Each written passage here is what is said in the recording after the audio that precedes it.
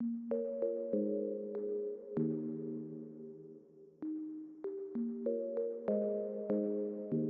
San Antonio is the 8th largest city in the country. I don't know if people know that. The population here is almost 1.5 million people. And so the numbers are so high that if you go to a public school, the chances of making a team is very low.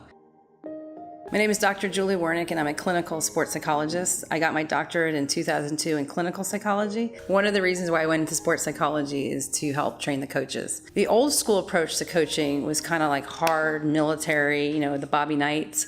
But we all know that in order to get someone to perform their best in sports psychology, it's about being relaxed and confident and having fun. We need to work, like you and I, on all the extras. Athlete can't just go perform and go to practice for 2 hours a week and think they're going to be great. They have to do a lot of extra work, and that's training the mental game and the physical game and nutrition. Everything that you're doing is so important, and and then coping with injury. As athletes get injured and their confidence is low, someone takes their spot.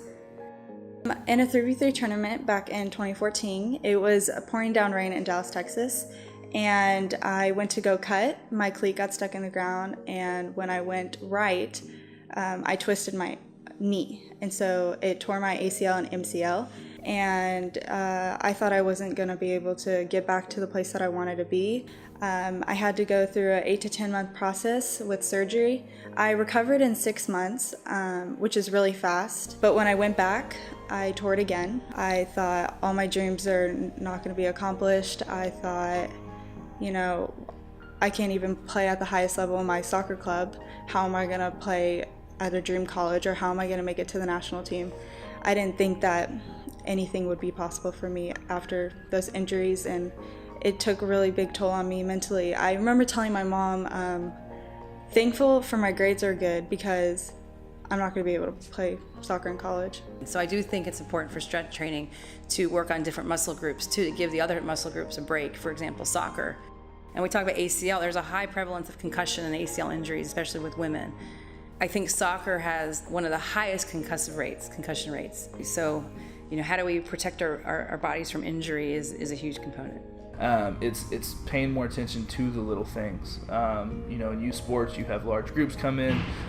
You're trying to pick out the best ones and make sure that they're really good at what they do, but we miss, the small things, the muscle development that will help them in sport later on, the strength and conditioning that they could be doing from an early age to prevent injuries.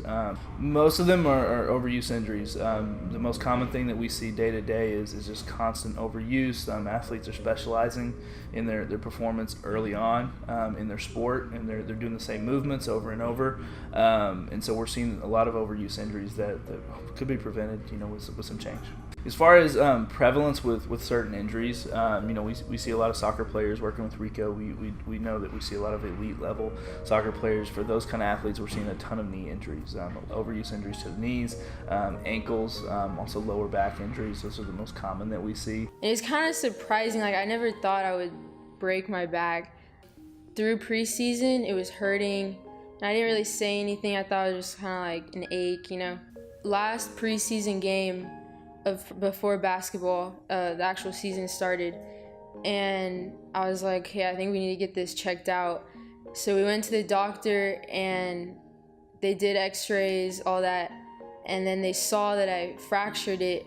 It was a hard time, emotionally, because, something you've been doing all your life, preparing for, now you're going to be sitting out. It was my freshman year.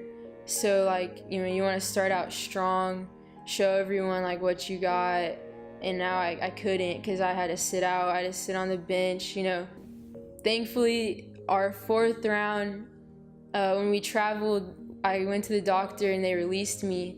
And so literally that day, we traveled out, and I played in the playoffs, going back way too quick.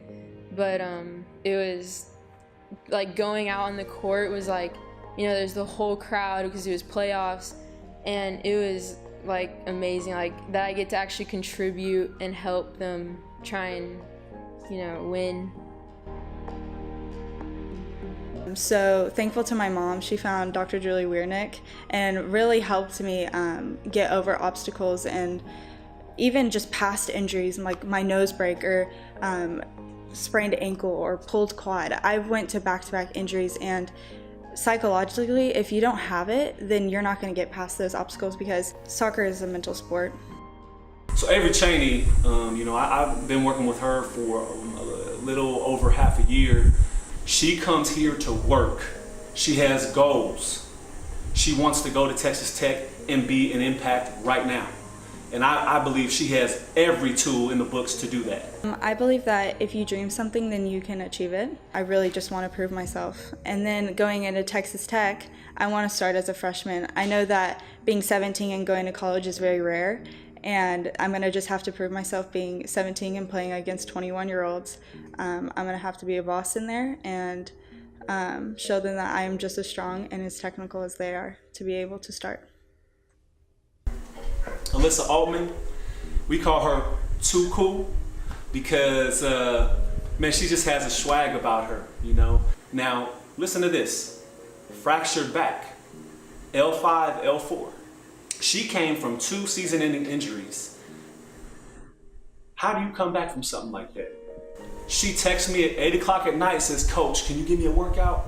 I'm at the hotel, we have our tournament right now, but I want to get a workout in." And it's like, it gives me goosebumps. Like, who thinks about training in the middle of a tournament where coaches are going to see you, where you don't want to be sore the next day? And she was voted the most fit athlete, right? Not only that, but she had the fastest 40 time, to the point where they raced her with a golf cart because she was so fast. Well, obviously coming back from the injury, it's been lots of trainings, lots of working out, getting stronger is my main goal. Because if I'm not strong, I'm probably gonna wind up hurting it again. And for future, hopefully, all of this comes together and gets me a scholarship. And that's my main goal, is to get a scholarship and go to a good D1 college. That would be, that's obviously the main goal in all of this working out and training.